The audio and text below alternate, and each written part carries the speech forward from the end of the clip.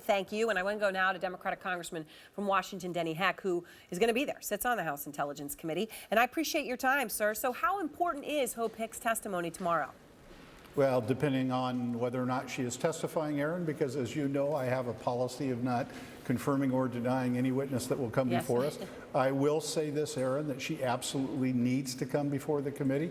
There are few people that have served with Mr. Trump longer than Hope Hicks. She has a lot to offer, I'm sure, in the way of information and insight, if she is willing, but that remains to be seen. Again, I join in the others and hoping beyond hope, pun intended, that she does not pull a Steve Bannon, as you said.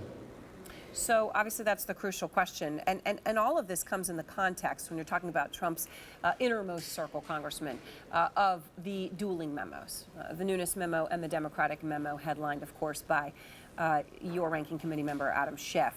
It was finally released, and the Schiff memo addresses a crucial question, which is, Congressman, would the FBI have gotten a warrant to surveil Carter Page without the infamous Steele dossier? Now, the page where the memo ostensibly lays out the other reasons, in other words, it's not just the dossier, it's this and this and this and this and this. Well, look at it, it's all black. It basically all got redacted, so we can't see the this and this and this and this and this. How important is all that blacked out information?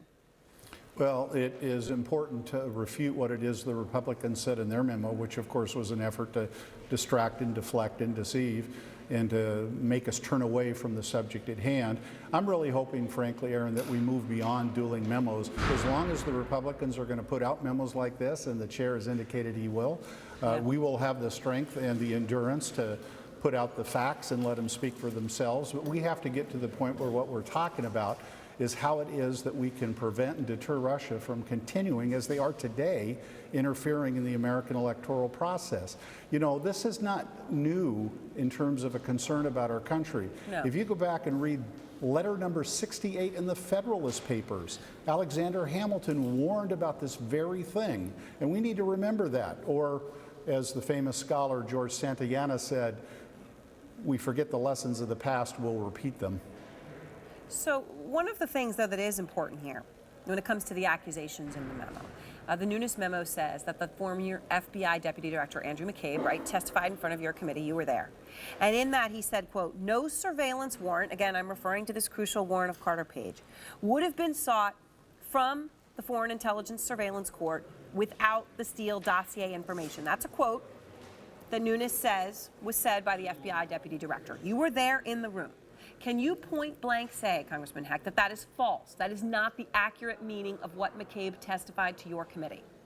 I can say that that quote is completely out of context, and had the president not redacted so much of the Democratic memo, I think the record would have been made much clearer. What context, though, would change no surveillance warrant would have been obtained without the Steele dossier? So in order for me to discuss that at length, it would require me discussing things that aren't in the Republican memo, and therefore I am duty-bound not to reveal. All right, but you are adamant that the context there is wrong, that quote would be a completely inaccurate interpretation. Very clearly, Erin. All right, Republicans in Congress are drawing a red line also, Congressman, when it comes to the president's finances, which, of course, he's drawn a very bold red line on. But Republicans are resisting calls to subpoena bank records, tax returns from the president, send letters to witnesses to see if there were financial links to the Russians, whether that be European banks or others that may have this information. They say this is just a Democratic fishing expedition. Your response? So the ancient rules of investigations are twofold. One, it's often the cover-up that will get you, not the underlying crime. And the second one is follow the money.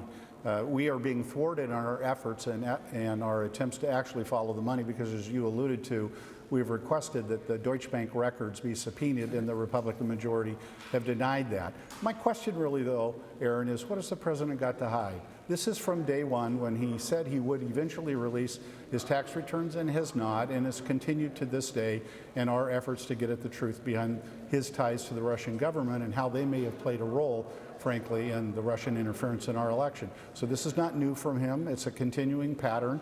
And the question really is, what does he have to hide? All right. Well, I appreciate your time, Congressman Heck.